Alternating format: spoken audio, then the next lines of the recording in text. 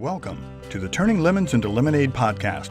Each week, your host, Amy Mewborn, business strategist and advisor, will bring you the stories of how successful women entrepreneurs turn their tragedies into triumphs to create the businesses that are changing the world today. And now, your host, Amy Mewborn. Trivinia Barber is the founder of Priority VA, a boutique virtual assistant agency that matches elite-level entrepreneurs like Todd Herman and Ray Edwards with highly skilled assistants who get the online space and come prepared to deliver massive ROI right out of the gate. Welcome, Trivinia. Welcome, Trivinia. Thank you so much for being here. I'm so excited to have you. We've been friends for a while, and I just think you're one of the most amazing women I know. So I'd like you to tell our listeners how you got started in your business.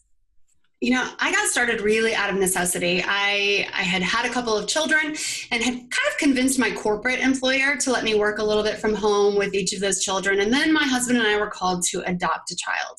We did it through the foster care system, and that was really crazy because she was in so many therapies, physical, speech, occupational. I mean, it was just the whole gamut. And what kept happening was the therapist would inevitably cancel on my day off, like when I was supposed to be able to work from home, and want to reschedule on a day I was supposed to be in the office. And that kept going on. And I was like, I got to choose this kid. I got to be home, right? I have to stop feeling like I'm torn. And so that really became the way that we started working all virtual. So I went just part-time, still working for corporate, but all virtual. And that worked for a couple of years until they got bought out by a national organization and they said, come on back to the office. And I was like, oh no, so not doing that. Because I had gotten used to kind of working in my jammies, right? And so I started getting some virtual assistant clients on my own. I worked with a company that helped me do that. And I got connected with the Michael Hyatt. How the heck did I score that? And just such a great guy. And through him, I ended up meeting Amy Porterfield. And once that happened and both Michael or Amy were kind of talking about me on their podcasts, that's when the doorbell started ringing in a sense, right? People were like, can I get you? Can I get you? Can I get you? And I was like, no, but the entrepreneurial light bulb went off. And what I realized is what people wanted was what Amy and Michael were saying that they had in me is just someone that they could trust. Mm-hmm. And so I kind of was like, okay, great. I know how to kind of read people. I have this spidey sense for who's a jerk and who's not. And so I figured, why couldn't I just place them with someone that they could find that they could do the things they wanted to do, but also fit the culture of their company. And so Priority VA was really born out of that. And we're 5.5 years into that piece and really doing well. And we've served we have 83 VAs on our team now serving, hundreds of clients. So it's great. That is a really tough thing because I'm guessing that most of our listeners have probably hired VAs in the past. And, most people that you talk to that have hired a VA, they tell you the horror story that they had because, a lot of times you hire someone and they're great at first and then they just completely disappear. And I know I've had that in my business. And we've talked in the past, and we're going off script a little bit here, but, I know that one of the things that you really are great at is making sure that you have found the right fit for a VA that really wants to serve people and be a VA, not necessarily be a VA while they're building their side hustle themselves. Yeah, one of the things I often like to kind of joke about is I'm like, typically my people aren't folks that, previously worked at Target and they want to kind of try this online thing. Mm-hmm. This is literally their career. This is how they feed their family. And I think that that's really important distinction.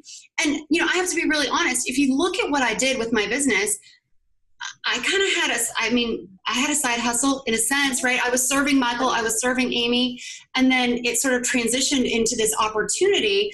I didn't know that I was building it, even as it was coming, and we had I hate to be that throw out numbers girl or whatever, but we had a fairly large business and I was still working 30 hours a week for Amy Porterfield, right? And so it wasn't until a year ago in March of 2017 that I stopped doing VA work altogether. So for 4 years, I still kind of did my real job while I was building my side hustle that has now turned into this crazy company. So so I have to be careful when I tell people like, my people don't, Sure. because they have dreams and they have aspirations and who knows what life is going to throw at us. But the coolest thing about what we've built here is that I find entrepreneurs, like, they're people, and there's something magical that happens when you can kind of look behind your shoulder and be like, look what we built together, with the VA. And that's what I love doing with this whole idea of long-term collaborative relationships. I just think it's amazing. Yeah. So tell us, what have been some of the struggles that you've experienced in building this really big business that depends on a lot of people? The list is so long. I don't even know where to start, but if I had to pick like one kind of defining moment for my business, I would say it was last year. It was right before summer started. And you have to remind yourself, like, okay, I had just stopped bringing in what in my mind was like what paid my mortgage, right? My work for Amy. And so I was like all in on Priority VA. And it was like the end of May, and I got a call from my CPA, and she doesn't call me. Like, not really. Like, she'll email. And I answered, and I was like, what's wrong? Because I'm always paranoid, right? And she said, well, I think it's going to be okay, but I need to talk to you about something. And she was telling me about our largest client, who was 33% of our revenue, that he was canceling. And because he had ran out of money. And so immediately, like, I'm dying, right? Of like, holy cow. Not so much that he was canceling, but because I had to get on a call that day with 13 VAs that were working anywhere from 15 to 30 hours a week, and tell them that their job was over today. It was by far the hardest day of my life. I mean, personally and professionally, to like look at these ladies and realize like, this job for them puts diapers on their babies' bottoms, right? This is what puts gas in their car. And for me to have to look them in the eye on Zoom and tell them, like, I'm sorry, there's nothing I can do, was horrific. It was the hardest thing. So that's the biggest of a bunch of messes. So the thing about that is, I think a lot of times people look at entrepreneurs, especially entrepreneurs that have built large businesses that have a fairly decent sized staff. And from the outside, it looks like everything is amazing. That you're making high six figures or you've crossed seven figures and wow, your life must be fabulous. Yeah. And I remember what it felt like to have a team of 30 and feel like month in and month out, you are responsible for making sure that everyone else's needs get met before yours ever get met. Yeah. And the thing about that though, Amy, is like, I've had other mentors tell me and kind of get in my face a little bit about this. And I don't really know where I stand on this, but they would say, like, that's not your responsibility, Trivinia. Like, that's not on you. And I'm like, oh, yes, it is. If you've ever taken a strength finder test, my number one strength is responsibility. And so it kind of means I carry the weight of things that maybe they aren't me, but I chose to create a culture in my business where I do look at it through that lens of, I am responsible. I'm responsible for how you feel here in like the culture that I create, the clients that I bring in, how you're treated by people. And ultimately I set the tone for that. And so it was hard because I struggled to let go of that feeling like this is on me. However, I think the good piece about that is it forced me to innovate like there was nobody's business. I mean, I started offering services to people of like, do you need your Dropbox cleaned up? I mean, it was like literally anything to get these ladies work. I mean, because I just was like, we can do something. We've got to be able to do something. And for several of them, we were able to like plug them into different positions. But others, I mean, they were screwed. I mean, it was hard. Yeah. So then how did you kind of go about repositioning everything? Because I know I actually knew you and knew what was kind of going on at that time. How did you turn that around for them and ultimately for Priority VA too? Because knowing that you do take that responsibility, what specific things would you tell an entrepreneur that had something like that happen to them where their biggest client went away and all of a sudden you've got to figure out how to get the bills paid, how to take care of your team? How would you recommend they handle that? Yeah, so it was definitely kind of, I felt like it was blind leading the blind here, right? I mean, I was like, I don't know. And so a lot of it was just kind of throwing spaghetti at the wall and seeing what stuck. But lessons that I learned from that, number one, that whole idea we all should know, like, don't put all your eggs in one basket. Learned that the hard way, because 33% was a lot. And it's so interesting. I had been in a mastermind probably 2 months earlier. And I remember a guy named Dan Martell, he was just kind of talking generally to the whole group. And he said, you shouldn't have more than about 20% of your business with one client. And I was like, oh, wow, they're kind of like, I thought they were 30, didn't realize they're 33. And I remember sort of saying, ooh, that makes me nervous because I have one client. And he's like, okay, you need to start looking at ways to kind of diversify your revenue so that if something happens, who knew how prophetic that would be, right? And I hadn't started diversifying my revenue. And so that would be my tip number 2, right? Is don't have all your eggs in one basket. Tip 2, figure out other ways to bring in revenue for your business kind of before the bottom falls out, right? Because that's where I struggled, is that I had to do it I had to, and so do it when you get to instead. I think that'll make it very different for most people. Love that. So tell me, what is your secret sauce? Because I know there are a lot of VA firms that say they do this and they do that. I know that one of the things that I would say really stands out about you is integrity. But I would like to have you tell all of our listeners specifically what you think really is different about you in Priority VA. Yeah, I mean, I think integrity is for sure up there, but I think the biggest thing that separates us from a lot of people is a process that we call the gauntlet. And it's a 7-stage process that we put any applicant through. And I had to set up some parameters for myself, because what I was finding is that as I was going through applicants and things like that, I would sort of get enamored by the idea of oh, this person worked for that entrepreneur, or do you know what I mean? Or this person has that skill set. And so we set in place a system so that I wasn't, and my team now wasn't getting sort of starry-eyed based on what they saw. And they were making decisions based on some really firm criteria. So for instance, stage 1 in our gauntlet is literally a series of questions that are all culture stuff. So I weed people out based on how they answer some questions. And so if they answer incorrectly, and this is value-based stuff, right? That I'm I don't care who you are. If you treat people like crap, I don't want you. I don't want to work with you. And so I don't even see those people. They literally don't even make it to coming into our system if they answer incorrectly. And so that I think really helps us make sure that any VAs that are coming into the fold share our values of responsibility, commitment, service. I mean, because assistant's your middle name, right? You're a virtual assistant, right? And so you've got to have that in you of it doesn't matter, yes, we all have to have boundaries, but it doesn't matter if it means I have to stay up late or get up early or take a call when I really don't want to. My job is to serve. And if I'm serving well, then the founder, entrepreneur I'm serving is going to see that, and they're going to respect me, and they're going to honor boundaries and stuff. Now, that doesn't always happen, and I have to have kind of come to Jesus meetings with founders sometimes when they're being little jerks. But for the most part, I think just having created that culture save us a lot of problem on the downside. And then the second thing I would say that makes us different, and I'm so excited about this, is that we use a lot of personality profiles in what we do, so that we're matching people up not only based on skills, okay? Because this is what happens. People hire a virtual assistant based on their interest and their availability and their affordability, right? They're like, oh, it's a warm body and you're amount of dollars per hour. I just need help and I'm drowning. Yeah. And instead, what we have figured is we feel like it's better, and it allows more stickiness, if you think about it, for that long-term relationship.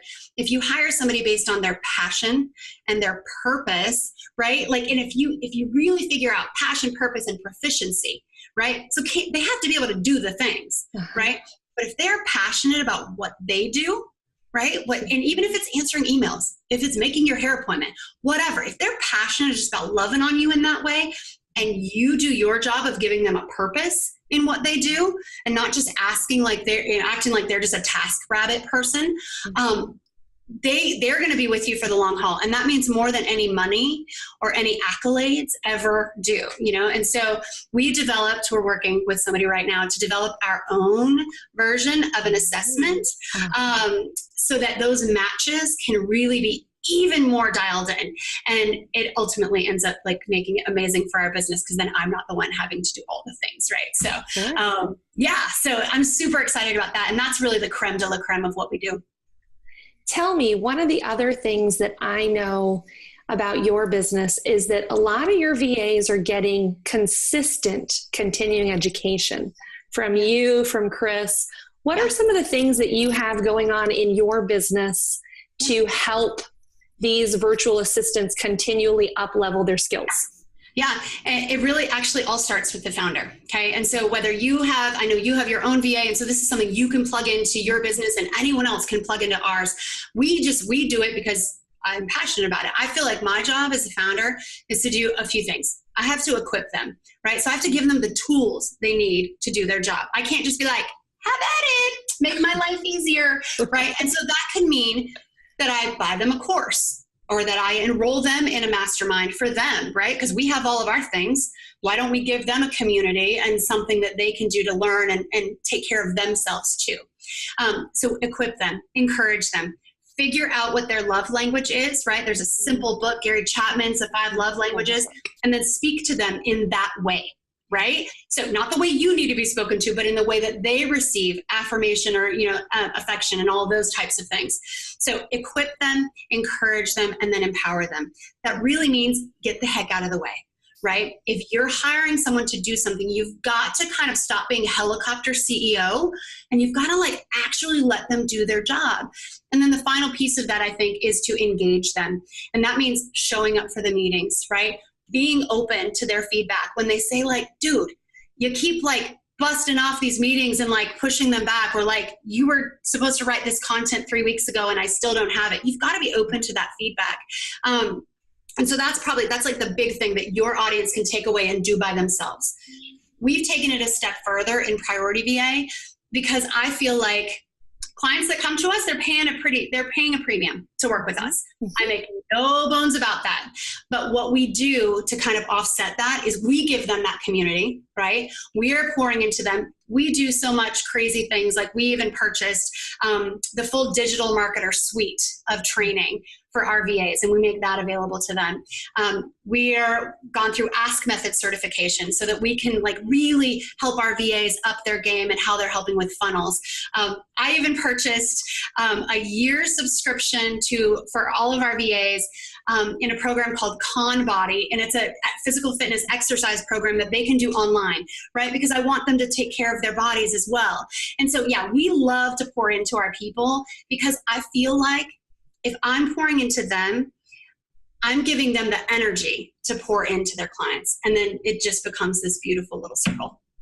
So tell me, because what you just described, I don't think any employer is probably doing, and I'll take that back. I know that there are some that are, but very few employers are putting that kind of effort or love into their team.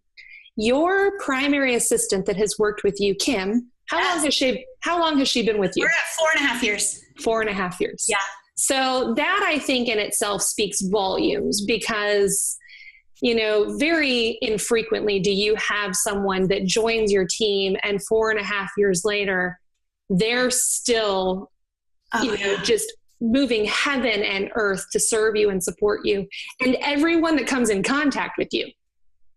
Yeah. So. And that's what's so great about, I think, what we've been able to create here is, it's just such a fun culture where I tell Kim all the time, I don't want to run this business without you. And so if you're leaving, we're just going to burn it down. Okay. Cause it's just not, I don't want to do it if you're not here.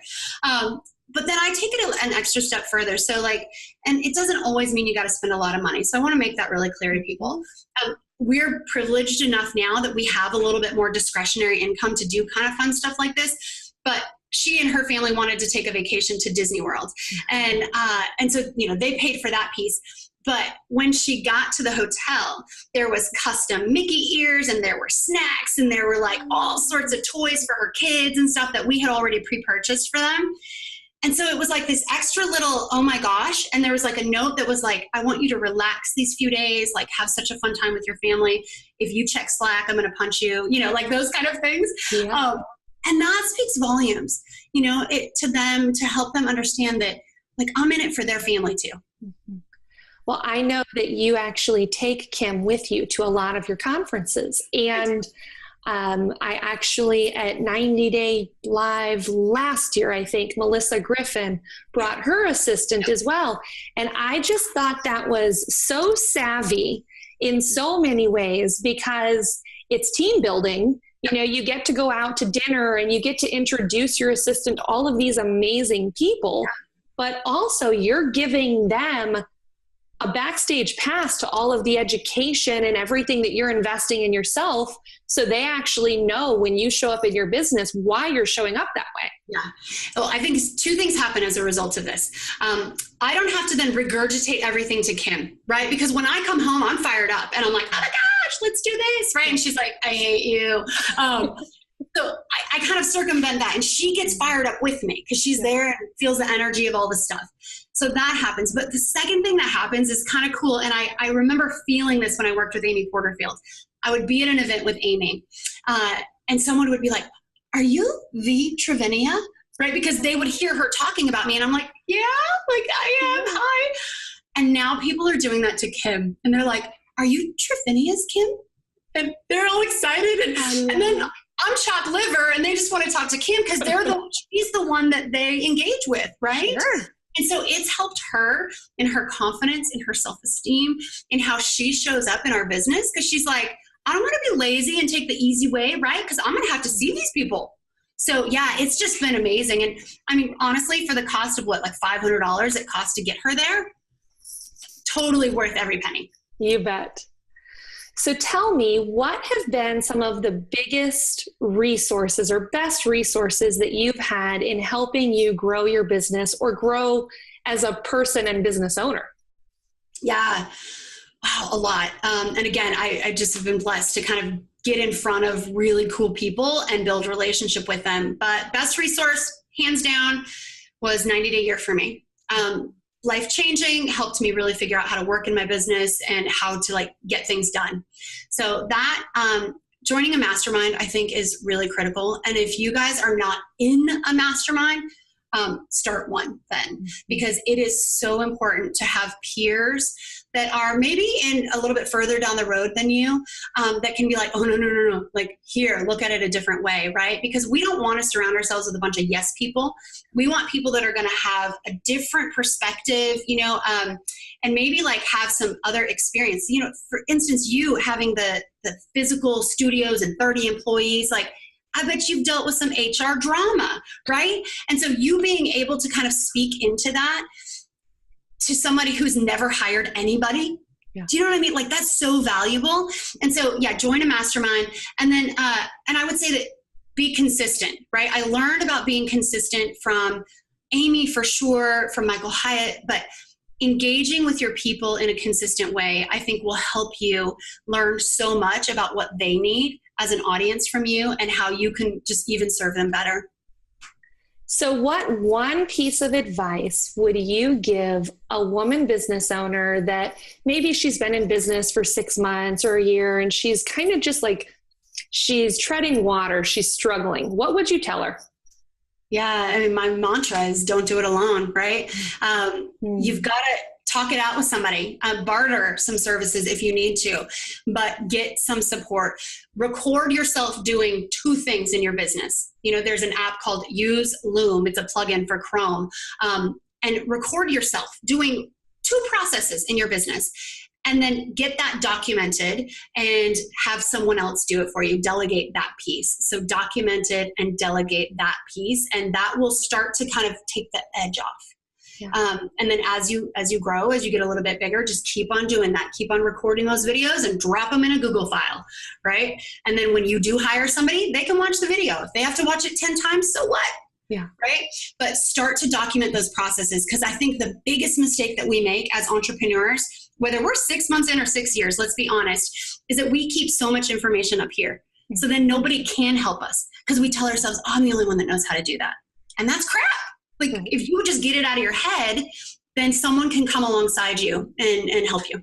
That's amazing.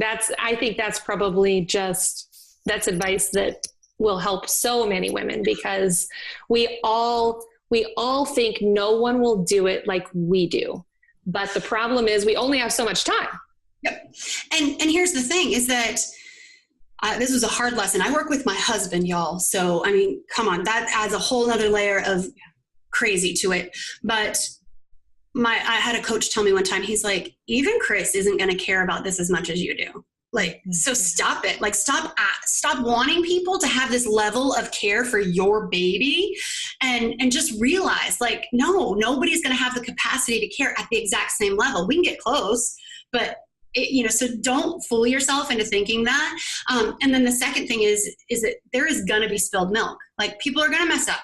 Absolutely. I sent an email to 150,000 people on Amy's list one time from her private email address. Like, did I do that intentionally or maliciously? No, right. But it happened. And so, did she fire me? No, because she knew that wasn't my heart, and it wasn't just carelessness, and so you've got to set your expectation that there's going to be bumps in the road, and unless nobody's dying, guys, we can fix it. Love it. Great advice. So tell me, what are you working on in your business right now that you're excited about? So many things. So I am a 90-day year certified coach, and that's super fun to be able to now take what I've learned from Todd and help other business owners.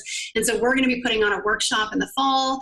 It's going to be a 2-day kind of invite only thing. And so that's going to be really fun. And I would say the next thing is this assessment. I'm so ridiculously excited about putting this together, because that's proprietary, IP that I get to own forever. And that just makes me really excited, because I've never created anything like that before. I remember the first time I took the Colby assessment. And what? I'm a very long red and a very long blue. Could you envision that? I'm the person that the red is, I need fact. Yeah. Uh-huh. And then the blue is, I need checklists. Yep. And I need to make sure that everything aligns in their columns before I can take action. So that's totally me. So funny. So interesting. I'm a 6-6-8-1. So what that means for me is that I need to have facts, and yes, I can get something to the finish line. Yeah. I start things very, very quickly, but I hate pushing buttons. I hate it. So I love those assessments. Yeah. Awesome. So tell me, where can our listeners find you? We'll have links in the show notes and everything, but I want you to put it out there for those people that are on the treadmill right now. Yeah. Hey, treadmill people. I need to get on one too. Trivinia is the best way to find me on social media. So at Trivinia, I kind of lucked out there. You can also go to Trivinia.com, but the easiest way is PriorityVA.com, and you can read all about us there. But follow me on Instagram, because that's where I get real and raw, and I know there is no mask on Instagram. I actually love watching you on Instagram, because your daughter's always kind of in the background participating. She's such a fun girl. My kids are crazy, and I love it. But it's kind of real life and business together. And I think that's so fun to be able to share that with everybody. But thanks. I mean, honestly, just you're crushing it with this, and I am so grateful for you. Awesome. Well, thank you so much. Take care. Bye. In today's episode, we talked about masterminds and mentors. So if you would like our free checklist on questions to ask before joining a mastermind, please go to the show notes at lemonadepodcast.com. Thank you for listening to Turning Lemons into Lemonade, where women go for support and encouragement to hear how other women business owners turn their setbacks into successes to create 6- and 7-figure businesses. We look forward to seeing you next week.